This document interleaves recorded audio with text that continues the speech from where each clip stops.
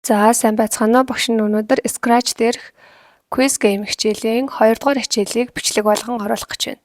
За эхний хичээл дээр бид наар 5 асуулт болгоныг костюмаар ингээд оруулсан байгаа.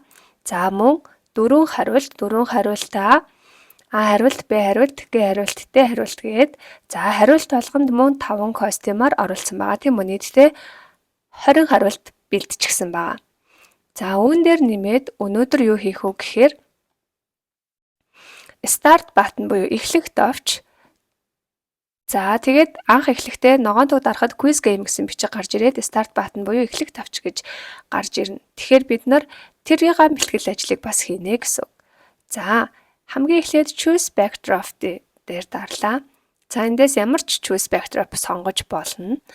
За багш нь энэ Blue Sky 2 гэдэг данд цулгуу цэгэр байгаа учраас энийг сонгочихъя. За тэгээд backdrops дээр дарахаар энэ кодны артал маань backdrops болно. За backdrops руу ороод ирэхээр нөгөө цулгуу цэгэр дээр маань байж гин. Үүн дээр текстээ сонгоод за тэгээд томоор за англиар quiz game гэж биччихье. За англи монгол алгаар нь ч бичсэн болно тийм ээ. За энэ сум дээр дараад идэвхжингүүд нь татаад томруулчихна quiz game гэсэн бичгээ. За анх эхлээд ногоон нүг дээр дарагдах үед ийм бичиг гарч ирэх юм байна. За тэгээд доор нэг start button хий. За start button-ыгаа болохоор би sprite-аар хийн. За тэгэхээр backdrop маань болцсон. Одоо энийгээ Blue Sky 2 гэсэн costume нэрийг маань дараа нь код бичихэд ойлгомжтой байлгах үүднээс quiz game гэд нэр өгчий costume-аа. За энэ багш өмнө хийжсэн устгах. За ингээ quiz game гэд нэр өгөөд хадгалчихъя. За бидний backdrops нэг зүгээр backdrop нэг гэсэн нэг юм цагаан болон quiz game гэсэн нэртэй нэг юм хоёр backdropтай боллоо тийм ээ. За одоо sprite хэсгийн paint-ийг сонгоод за улаан өнгийн button бай гэж бодоод улаан өнгөө сонголоо. За тэгээд энэ дөрвөлжнээ сонгож агаад нэг юм дөрвөлжин зорч. За тэгээ үүн дээрээ текстээр цагаан өнгөө сонгож агаад текстийн T үсгэн дээр дарж агаад start гэж бичиж.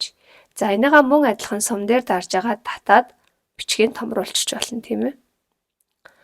За ингээд бидний start button бий болчлоо. Энийгээ бүгдийг хамтд нь идэвхжүүлж агаад хаана байршуулах вэ? Тэр голлуулаад нэг иймэрхүү байршуулна гэж зөөгөөд өгчөж болно. За тэгээд start button маань бэлэн болсон. Одоо энэ sprite-ийнхаа нэр нь sprite нэг гэсэн нэртэй байна тийм үү? Энийгээ бид нар start button гэд нэрлэчихье. За ингээд бид нар асуултаа хариултаас гадна дахиад нэг start button гэсэн sprite-тэй болчлоо. За одоо бүгдээрээ код руу орцгоё.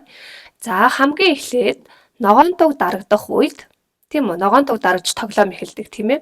Тэгэхээр ногоон туг дарагдах үед quiz game гэсэн бичиг болон start гэсэн button гарч ирэх ёстой. За та нарын хол ингээд гарч ирэхгүй бөөнөрөө ингээд бүгд зэрэг харагдаад байгаа бах. Тэгэхээр үүнийг зөвхөн гарч ирдэг болохын тулд за багшны өмнөх коднуудаа устгаахыг хичээл дээр хийжсэн. За энэ коднуудыг устгахчаар та нар ерөөсө код бичээгүй байгаа тохиолдолд яах вэ гэхээр нэг ингэж л харагдчих хэвээр. Ингээд бүх бичиг асуулт те бүх юм л ингээд дэлгэцэн дээр харагдаад байгаа ах тийм үү код бичиг байгаа үед. За тэгэхээр кодороо бид нар зармыг алга болгоод зармыг ил харагдуулна.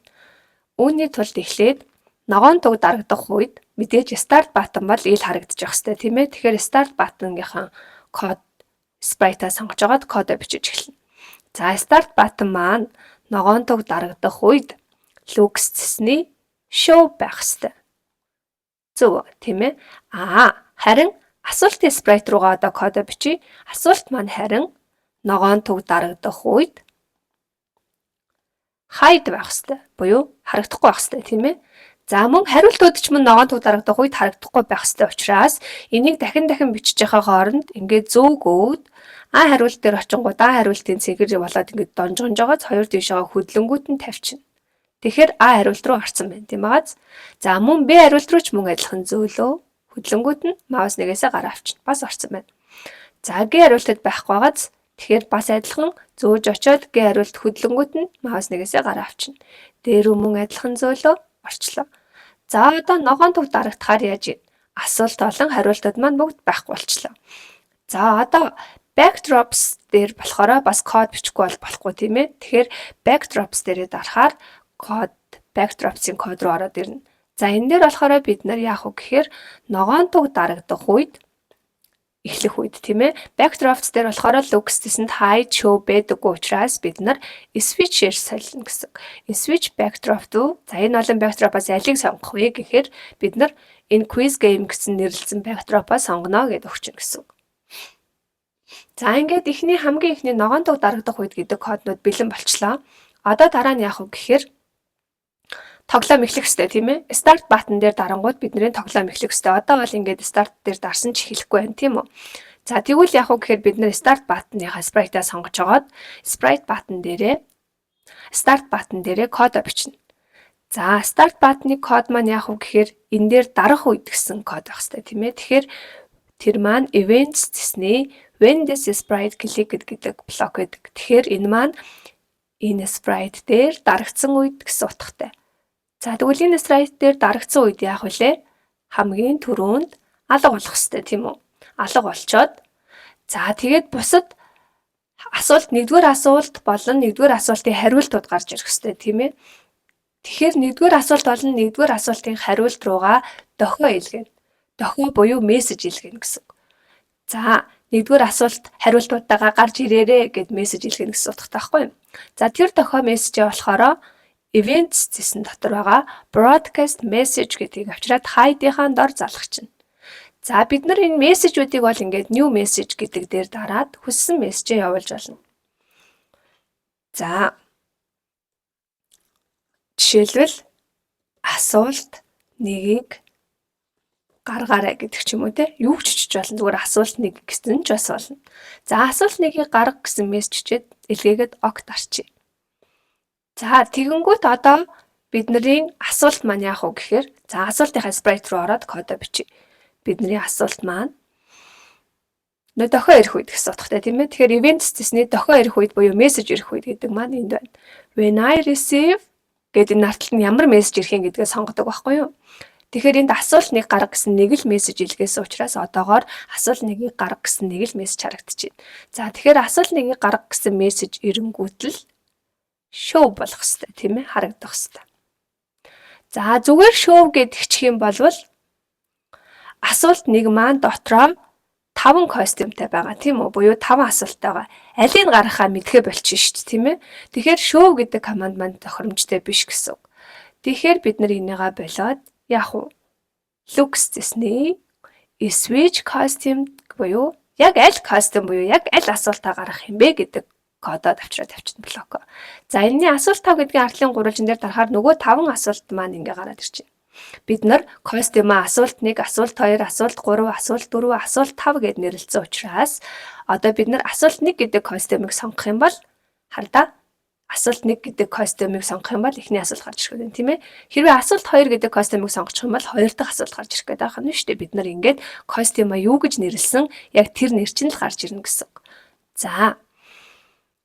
За асуулт нэгийг гаргаж ирээд одоо бид нар show хийхгүй болохгүй тийм ээ. Show хийхгүй бол манд гарч ирэхгүй шүү дээ. Бас hide хийсэн хэвээрээ байгаа учраас. За яг үүнтэй адилхан А хариултын код руу ороход мөн адилхан. А хариулт маань ч мөн адилхан when I receive буюу асуулт нэг гэсэн дохио ирэх юм бол өөрийнхөө хариултынхаа А хариултны нэгээ сонгоно. За би эндээ костюм дээрээ болохоор ингэж нэрлсэн байхгүй юу багш нь. Костюм 1-гээ А хариултын 1. Одоо жишээлбэл нэг дэх асуултын А дахь хариултаар гарч ирэх юм. Энэ болохоор хоёр дахь асуултны А дахь хариулт, гурав дахь асуултны А дахь хариулт гэдэг ингэж А-гийн 3, А-гийн 4, А-гийн 5 гэж нэрлсэн байхгүй юу. Тэгэхээр эхний асуулттай хамт эхний асуултын хариулт гарч ирэх учраас А-гийн 1 гаргаж ирнэ гэж тавьсан. За мэдээж бас show хийхгүй бол энд маань hide гэсэн код байсаар байгаа учраас show хийхгүй бол hide хийвэрэл байгаа гэсэн. За яг үүнийгээ одоо бид нар нөгөө 3 дээрээ ч ихсэн адилхан оруулчихна. За дахин бичгүүгээр зөөчч болно. Зөөлөө Б хариулт руу орууллаа. Дахиад зөөлөө Г хариулт руу орууллаа. Дахиад зөөлөө Д хариулт руу орууллаа. За Б хариулт руу орж ирэхээр код руугаа орохоор нөгөөх маань яг А хариултны кодыг зөөчсөн учраас А-гийн 1 гэж байгаа. Үнийг Б-гийн 1 болгохгүй болохгүй тийм ээ. За мөн адилхан Г хариулт руу орж агаад энийг Г-гийн 1. Д хариулт руу орж агаад Д-гийн 1 гэж болгочих. За одоо бүгдээрээ ногоонтог дараглаа. Старт дарахангууд яаж ийн вэ? Эхний асуулт маань эхний асуултынхаа 4 хариулттай гамт гараад ирлээ. За гэтэл энэ цаана quiz game гэдэг бичиг маань алга болохгүй байна тийм ээ. Тэгэхээр энд бид нар код бичиж өгөөгүй, алга болгох код бичиж өгөөгүй учраас арилахгүй байгаа. Тэгэхээр бид нар backdrops руугаа орж агаад за хизээ энэ quiz game маань алга болох юм бэ? Мэдээж нөгөө асуулт нэгийг гарга гэсэн дохио ирэх юм бол switch backdrop hide гэсэн команд байхгүй учраас switch backdrop 1 гэдгийг сонгоч. Яагаад гэхээр бид нарт угаасаа backdrop 1 гэдэг маань юм цагаан юуч байхгүй хоосон backdrop байгаа хгүй. Тэгэхээр энийгээ сонгоно гэд заачиж байгаа гэсэн үг. За одоо ногоон туг дээр дарлаа. Quiz game болон start button эхэлж байна. Start button дээр дарлаа. Монголын нийслэл хот аль нь вэ гэсэн асуулт 4 хариултаа гарч ирж байна. За quiz game гэсэн бичиг маань байхгүй болж байна тийм ээ. За ингээд эхний ээлжийн 2 дахь хичээл маань дуслаа. За одоо дараа нь багш нь 3 дугаар хичээл буюу энэ тоглоомыг дуусгах хүртэлх бүх кодыг нь бичиж видео бичлэг болгоод бас дахин оруулнаа. Та бүх маань харж агаад дуурайлгаад хийгээрэй. За тэгээд хийсэн тоглоомоо project saved буюу заавал нэр өгч хадгалъя шүү хүүхдүүдээ.